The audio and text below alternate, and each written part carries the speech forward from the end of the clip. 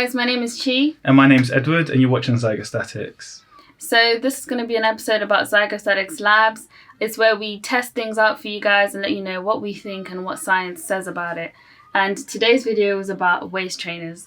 And I know in the past a lot of people have commented and asked me, can I try on a waist trainer? Can I tell them what I think about it? And also some people thought I wore waist trainers before.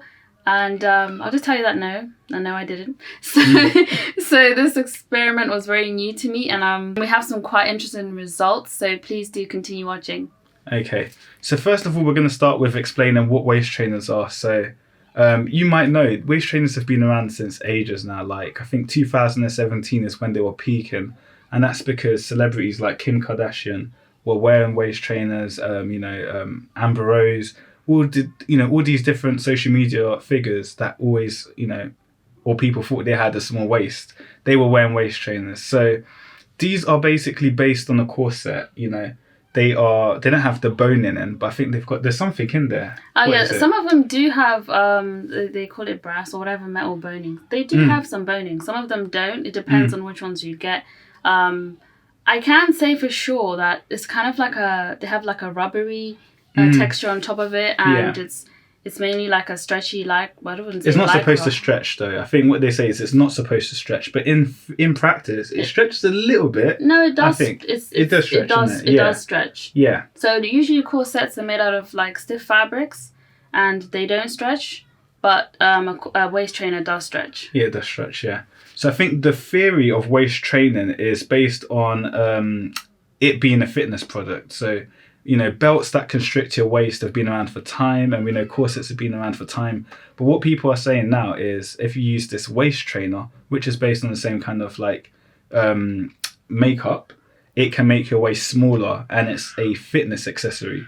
And that's where we come in. So anything fitness related, any products in the fitness industry, we want to test them, and we want to give you an objective view into whether or not they work and what you should be looking out for when you're looking at other people's videos that are trying to sell these things to you. So exactly. Yeah. So we won't be getting any sponsorships, because obviously that wouldn't make any sense if we start telling them that their product is trash. So we buy the products ourselves, and then we'll be testing them. Yeah.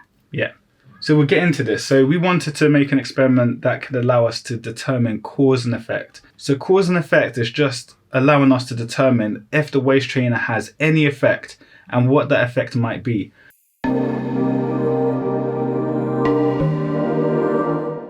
So before we get into this, we're going to give you guys our hypothesis and our aims. So when we were making our hypothesis, we had to draw in some information from science and work out in what logical way a waist trainer might work. And we narrowed it down to 4 different ways. So the first way is it might affect a person's body fat distribution. So when you're wearing the waist trainer, maybe it allows fat to skip your waist and accumulate in a different area of your body. So maybe it doesn't reduce your fat, it just stops new fat from coming in that area, and that can help your waist look smaller. So that's one way it could work. The other way it could work is it could just actually reduce your body fat in your waist. Because some people are saying that because the waist trainer makes you sweat more, maybe it causes increased fat metabolism around your waist. So another way it could work is if it changes your actual skeleton. So if it changes your genetic body frame. Yeah, so if it made your ribs smaller, then it might have a plausible mechanism of action. And the last way it might work is some people are saying that it can cause your organs to, pack more closely together. And if that can be a permanent thing, or it can, shift more into that position more naturally and easier and stay there, then maybe it might have another way it could work. There's no other way the waist trainer could work if it didn't work in one of these ways. So when we made our experiment, we made it in such a way that we could test each of these different, ways it could work and see if we can narrow it down to a particular reason.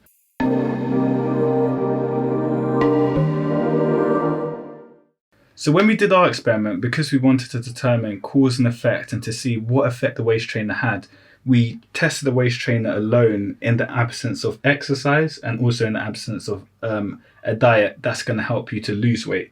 So we kept your diet the same, and your diet was going to help you to stay the same. So we had her on a maintenance diet.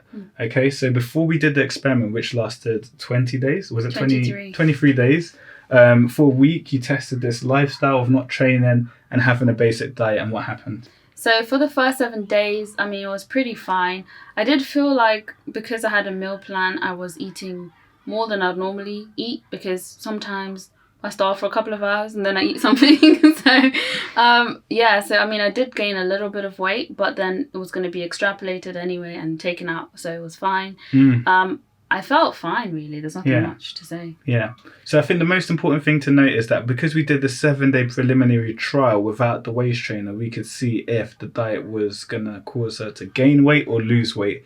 And by what effect or whatever change we had here, we subtracted this off the overall measurements. So we accounted for any basic gain that might happen because of this, diet plan. It can't always be exact, because you always got to test the diet plan, because it's all based on calculations that might not always, be completely true, because we're estimating someone's activity level, which you can't really estimate. It's not very easy to estimate that.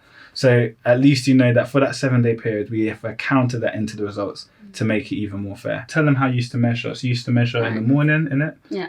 So as soon as I woke up in the morning, straight away I would measure my bust, my waist, my hips, and then I would weigh myself without drinking any water or anything. So when I took off the waist trainer, I had to measure myself 3 times. So every 20 minutes I would measure my waist, and then 20 minutes after that I'll measure my waist again. And by the way, I was weighing myself as well as measuring my waist. So we were measuring your waist after you took off the waist trainer immediately, then 20 minutes afterwards, and then another 20 minutes afterwards. And we're doing this to test an effect to see if organ migration was a thing. And maybe if it took a long time for your organs to come back to its original shape, maybe we could conclude that the waist trainer would have short-term benefits. Maybe if you're going to a party, wear it for 10 hours and then take it off, and then your waist is a little bit smaller to go to the party at least. So that's what we were examining. And we're examining the long-term changes. So in order to get a good amount of data to test, we also had you measure other parts of your body to see if the effect was only concentrated at your waist, or if the other measurements was also moving in agreement with that. Because if that's the case, it could just be because you're gaining weight, or in general losing weight, that's what's causing the effect, isn't it?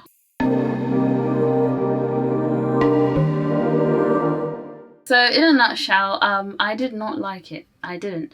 Because a waist trainer is not the same as a corset. A corset is usually made to your measurement, something that encloses you in and fits you in, and it's all nice and everything. Whereas a waist trainer usually comes in like small, medium, large, and extra small. I was wearing extra small, and when I started wearing it, I felt like I could never go past the second clip. I was on the last clip. I was like, I don't think I'm going to be able to wear this. So it was a week of wearing it. It was very bloating. I had to take longer to eat my food, and I did feel more sick. Sometimes I'll throw up in my mouth slightly, which is probably not something I should be saying, but hey ho. I didn't drink that much water because it was more sickening. Like, all my food was here, and it took hours for me to digest my food. And so the first week was very, very, very difficult. I just sat down all day. I literally do a little. I don't know why I'm saying that. It's fine. Do. Fine. And then I would just sit down for a straight 5 hours thinking that. So I literally grabbed my lunch out of the fridge and then sit back down, because I couldn't do anything. I didn't know how to breathe properly in it. So I was fighting against it the first week. And then afterwards, my breathing, the way I breathe, my pattern of breathing had to change, because obviously I increased the tightness of it, and I started to breathe more shallowly. Yep, that one. Okay. From my chest, instead of using my diaphragm as I used to. And obviously I had to learn how to support myself, or how my muscles should behave when I'm bending down and picking up things. Because honestly, bending down and picking up things, I thought it was like a whole task. I couldn't bend down. So I'd like be on all my knees and be like, Can't get it. Yeah, so anyway, the problem I had was that the waist trainer itself was too long for my torso. So some people have longer torso, so it's fine for them. But my upper ribs were in pain because it had to sit much higher for it to be in line. And my hips were not allowing it to go lower. So I had this constant battle of shifting it up and down. So I had an issue with the fact that it was too long for my torso. And this caused bruising in my upper ribs, because it was just, obviously I had to sit much higher. And I think also because my my frame is the way it is and the corset I bought is the size it was, it caused more bruising. So I had abdominal bruising from the entire section where my corset was lying. So the first week, I was wearing it for 8 hours a day. And then I increased it after that by for 10 hours a day. And I also increased my corset tightness so that at least I had a week of each setting until I finally got to the last tightest stage. And it was very, very shocking. I was actually fighting Edward. I was like, no, I'm not going up a setting. I'm not going to do it. Do you want me to die? Right now I've just gotten used to bending and everything. Yeah. And now you want me to go up another setting, taking away my freedom. I can't move. I can't clean the house. Yeah. So because it was basically not made to order, this is store-bought stuff, right? This is not going to fit you properly. So if it's crushing you up here, it's crushing you up here, and that's how I felt the whole time. But then again, some people would argue that's the way it's going to work. If it's giving you, all of this compression, surely it's working more so than if it's fitting you nice and loose. Obviously, like that's the whole point. It's supposed to be extremely tight. Well, look at my results, guys. Look at my results. So results, we're going to do a drum roll of the results, and we're going to explain it.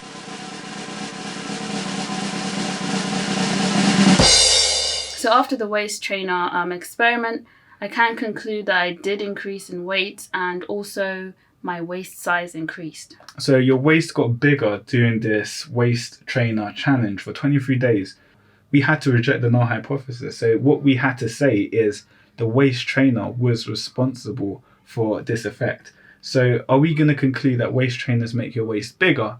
The answer is no, and we're going to try and give you guys a little bit of an analysis of why we don't think the waist trainer was actually responsible for these results, and if it wasn't, what was responsible for these results. So let's interpret the data, let's go through all the different claims, and let's come to a conclusion of whether or not you should go and buy that waist trainer, or if you've got your waist trainer, whether or not you should chuck it out into the trash, or whether or not you should be wearing it more often.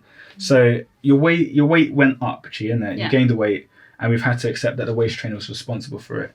How do you think the waist trainer caused you to gain this weight? So in a way, it was kind of because I was wearing this waist trainer and it was difficult for me to get used to and do certain things. I was probably becoming even less active. So obviously I wasn't working out, but you do things around the house. And I was doing less of those things because of my issue of the waist trainer. And because of that, I guess my diet helped me to increase weight. Because normally I would have just been fine. Yeah. So because of that diet that we had basically planned to keep her the same weight was based on a general sedentary lifestyle. Like you do the housework, you do things around the house, but you're not doing any like extreme exercise, no overt exercise. But because she was doing even less movement than even that had expected, she was burning less calories than we had expected in her diet plan. So the diet plan was basically causing her to have a caloric surplus, indirectly causing weight gain, indirectly causing the waist to increase. Okay? Yeah. So that should explain what happened. So how do we determine whether or not the waist trainer had any effect by itself? From what we've seen in our experiment, we tested it in terms of its long-term suitability and its short-term suitability. In terms of its long-term suitability, because even when we extrapolate or we take away all the weight that you would have gained before the challenge, there's still extra weight gained, and your waist measurement is the biggest it's ever been. It did nothing to affect that. And when we compared the graph of your weight, your bust measurements, your hip measurements, and your waist measurements, they're all generally in line. And the waist, if it even did anything, you'd expect maybe the weight to go up like this. I'm not sure what you guys are looking at. The weight to go up like this, and the waist maybe to go up like this. Maybe the waist was modulated, maybe it didn't go up by as much. But in fact, the waist had the largest effect of increase. The weight gained like this, the bust was like this, the hips was like this, and this is the waist. So what we are saying is it definitely didn't work. And it definitely doesn't look like it had any effect. Yeah. And if it had any effect, it was actually an inverse effect where it seems like it actually made your waist bigger.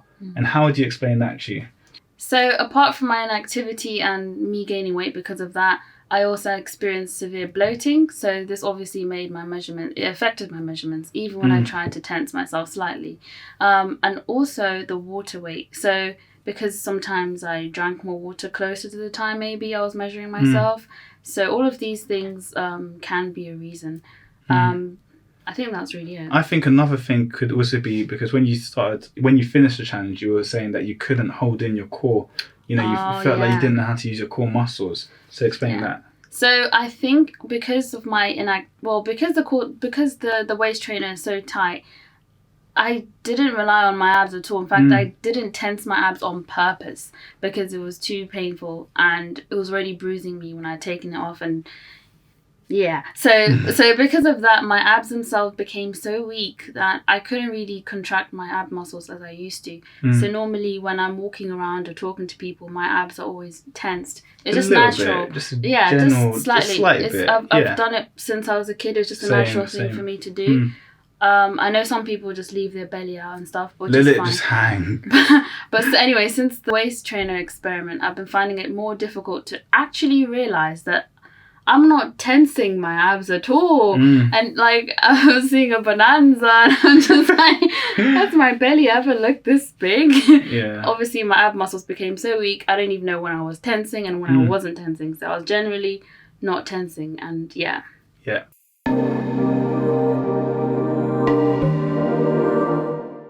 So that's our experiment. So now, because we know what obviously our experiment found, and we've basically made some, conclusions around our own experiment and the discussion, we can conclude that the waist trainer, or in our experiment at least, we don't think it does anything at all. And if it does do anything, it's usually by an indirect effect. So maybe in her case, for instance, she didn't move around as much. She ate the same amount of food. It caused her to gain weight. Maybe in someone else's situation, they're wearing this waist trainer, they're thinking it's working. So if you think it works sometimes, you get a placebo effect. And the placebo effect doesn't mean that it's actually working. It means it does nothing at all. But once you're wearing it, because you think it's working, you change, your own behavior, things around your life that might actually fix this issue that you're having. So let's just say in the example of someone who's wearing this waist trainer, they think it's working. They're going to start eating healthier. They're going to say, oh, I'm feeling a little bit full. I'm going to skip that meal. I'm going to eat healthier. I might go to the gym, and then they're going to take it off and obsess in the mirror about their waist. I can see it working. So they're changing their lifestyle, and all of these different things they're changing, like their diet and maybe their exercise levels. These are scientifically proven to cause weight loss. So they might get the effect, but it's got nothing to do with this waist trainer. Because in our experiment, as we mentioned, we took measurements exactly after you took your waist trainer off, 20 minutes after and 40 minutes after, to see if there was going to be a gradual increase in your waist measurement. And if that was the case, we could conclude that in the short term, your organs pack more closely together when you wear the waist trainer, and it stays there for a period of time and gradually gets back to its original size, which I don't think would make sense because water and fluid is quite sudden, right? Yeah. I don't think it would do that, and if it did, it would be quite weird. Imagine having someone squeeze your arm and it just goes slow motion. If you're old, that can actually happen, because when you get old, your skin loses its elasticity, right? Yeah. So it does slowly take form of whatever you've done to it. But in most general settings and situations with your waist, that shouldn't be the case. So when we did that, when I examined the results, we saw there was no general trend after you took off the waist trainer, 20 minutes afterwards, 40 minutes afterwards. It was just all over the place. There was one occasion when it did follow the pattern where it was the smallest after you took it off, then it got a little bit bigger, then it got a little bit bigger. But then in all of the other instances, it was all over the place. And in more instances, than the instance I found where it followed the trend, it was actually the opposite, where the waist was actually the biggest after you took off the waist trainer, then it got a little bit smaller, and then it got even smaller. Yeah. I don't think there was any pattern, but if I had to give you a reason why I think it decreased. So when you took off the waist trainer, because you're so happy to get rid of it, you just relaxed your belly out, just let it Everything sit. just so the measurements off. might have been a little bit bigger instead of the other way around.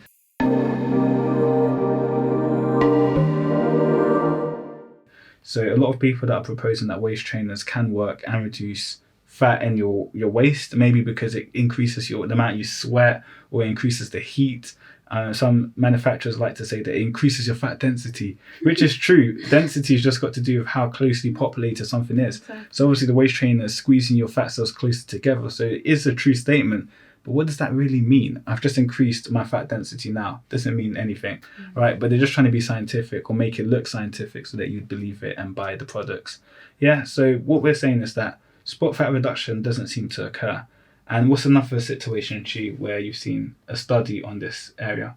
Okay, so there's this study that happened in 2015 by Cordy et al. And it was where 40 obese and overweight women were basically split into two groups. Half was given a diet plan to help them lose weight. The other half was given a diet plan and an exercise plan to lose weight, and it was focusing on their ab exercises and everything, just their abs, not anything else, right? Just focus on targeting it. When they basically looked at the results, they found that both groups lost about the same amount of weight, and also the ab exercises didn't help them lose any more weight in their abs. It just basically helped them lose the weight overall. So both groups had comparable levels of fat loss in the waist. So what we're saying is it doesn't matter what's on your waist, if there's something on your neck, if you're putting something on your arm or something on your leg, you're not going to have any specific, fat loss in that area. And although we would like that to happen, it doesn't happen. But what we do see is that there is some evidence to show that if you're really obese, the fat does preferentially come off your waist first. So let's just say you've got a lot of weight and you start training and, for you want to lose weight. A lot of it would likely come off your midsection, but it's only because you're carrying so much weight. I'm not too sure what the mechanism is behind that, but that does happen. But yeah, the waist trainer, there doesn't seem to be any effect of it. And as we were mentioning before, with cause and effect, some people are saying that obviously if you do your exercise with the waist trainer on, you're going to get the results. And if you don't do exercise, you're not going to get the results. They're correct. By saying that, they're saying that the waist trainer has a zero effect without understanding what they're saying. They're saying the waist trainer does nothing. So that's why they're trying to get you to do exercise with it, which has been proven to, cause the results that you need. So they're hoping by telling you that you need to do your exercise with the waist trainer on, you're going to get results, and that you're going to negatively associate those results with the waist trainer as opposed to your diet. Or you're going to say, I think it works and I don't know if it doesn't work because I still got results. Yeah, so all of those are lies. So let's round things up, man. Let's round things up. So, I think after every single Zygostatic Lab experiment we have poured our heart and soul and time and souls. Well, my time and my heart, my pain, my bloating into this experiment. So I honestly, for the person who said, could you try on the waist trainer and tell me if it works? Well, I have answered this question finally today, and I hope you find it useful because, at the end of the day, I know it's not a large study. We didn't have 400 people. Yeah. But even if you had one person telling you it worked, at least then you'd be more hopeful for 400 people to try it. I'm here telling you the truth. I'm sure you can ask your aunties. They'll probably purchase it before you. So, yeah, there's no reason for you to wear a waist trainer. If you want to wear something to make you look slimmer for a date or something, there is shapewear out there available. Made to your size, exactly, and it's more comfortable, I'm sure. So, yeah, stick to what works. Exercise, diet, all very much proven.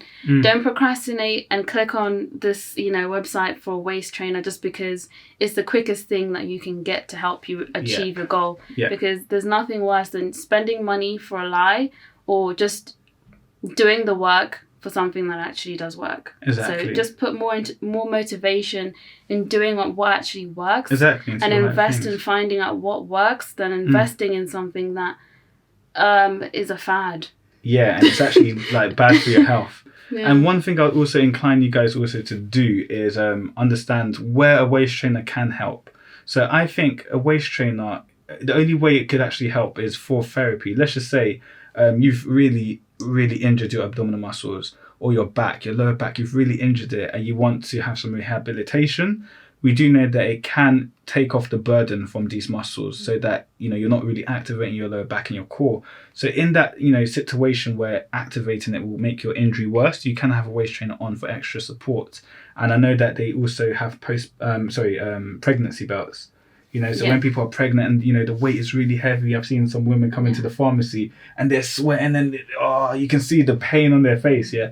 For some people, it might be useful to have the belt on for a temporary period of time just for pain relief. That's the only way I think a belt of any kind will be useful. And I know that weightlifters wear belts so that when they're lifting really heavy loads, they've got extra support. That's the only way it'll be useful. It doesn't do anything for your aesthetic appearance. Exactly. And take it from us. If you don't want to listen to us, just understand that we're telling the truth here. Yeah. There's no other way. The highway is the only other way. And if you go through the highway, we're here getting results. That's all I know. Exactly. We have our results coming quickly. You're not going to get results. You're going to be running around in a circle forever like a hamster. So you might as well just listen to us. I know. I'm only saying this because I've seen other people talk about the truth of waist trainers, and there's always someone in the comment box saying, you don't know what you're talking about. It works and I had this results. Listen up carefully. We're saying that if it works, it had an indirect cause, and you don't really need to work on indirect causes of things. Work on direct causes. Just like a car accident can help a person to lose weight, because you're going to be locked down to a hospital bed. You can't move. Your muscles are going to waste. You're not going to be eating hospital food. What kind of example? You don't like the is hospital that? food. It tastes really disgusting. You're going to likely come out in a skinnier way. How many of us are prepared to get hit by a car just so we can lose weight? Exactly. It doesn't make sense. So in the same way, indirect results are just not something you should be aiming for if you're even looking for an indirect route to lose weight and to give you motivation. Just do the work, isn't it? Yeah. Just follow our videos. You're posting videos, aren't you? Yes. We're going to be posting more videos. Exactly. I'm going to be doing a bulking and then a cutting very soon. So if people want to stay tuned for the cutting How phase. soon, Chi? Not very soon. Well, a very long way to go. When I say soon, 6 months. Zygostatic soon, yeah? Oh, no, we're good now. So I mean, I never really did explain the positive points around wearing this waist trainer, because I wore it for so long. It was so obstructive, so I can only talk about how much that irritated me. And only because of you guys, I didn't rip it off halfway through the day. But I mean, I did notice when I wore it, my posture was definitely, it was more improved, because usually I slouch after a while of sitting down, and it kind of forced me to realize that I should be straight all the time. And it did also support me in terms of my actual back. When I was walking around, I felt like I didn't have to put any effort in order to remain straight. But then again, that's a bad thing. Yeah, that is a good and bad thing. bad Learn to switch your muscles off when you're not wearing it. If you're doing it because you have had some kind of issues with tearing your muscles, I can totally understand. It's useful. But if you're trying to disable yourself, this is how you do it. Yeah. Because once you take it off, do you know how much pain my back was in? I was in so much pain. I thought, oh my God, is it because I've been standing all day? No, it's just because I'm not wearing something that's forcing me to not use my muscles. Now I'm using all my muscles, and those muscles don't even know how to move anymore. My back was like, I was like, I can't do normal things anymore. So, I mean, there's a good and bad to doing anything. But I can definitely say that this is useless. Useless. Useless. Trash. Put it in the trash. Trash. Thank you so much for watching this video. We've really enjoyed this process, even though I haven't really enjoyed it. But this part, yes, I do very much enjoy telling you guys how things have worked out or how things haven't worked out. So please do subscribe, comment, and like this video. We'll be doing more Zygostatic Labs, but we won't be doing them as frequently because they are kind of hefty to do. And because the products are so crap nowadays that they're recommending, by the time we finish this series and we get to episode 5, we might be dead, like just maimed on the floor somewhere, like, nah. No, we're okay. But we will be posting more videos. We're trying to focus on the website, so that's why we've kind of, taken a step back away from posting as many videos. But please do stay tuned. On our website, we do have a lot of things coming up, so. Yeah. I also want to say, in the comment section below, just tell us if there's any other thing you want us to research on Zygostatic Labs. It could be another product. It could be something else on marketing. It could even be social media models that you think maybe have done surgery, but they're not telling the truth. You can ask us anything, and we'll try and make a video that will give you our, proper analysis on whether or not we think it's true, whether or not the thing works or whatever, and we'll tell you whatever. So you can ask us anything down below. You can request workouts. We'll try our best to get through to your comments. Yeah. All right. So guys, throw your fajas in the bin. Yes. That's Spanish for waist trainer.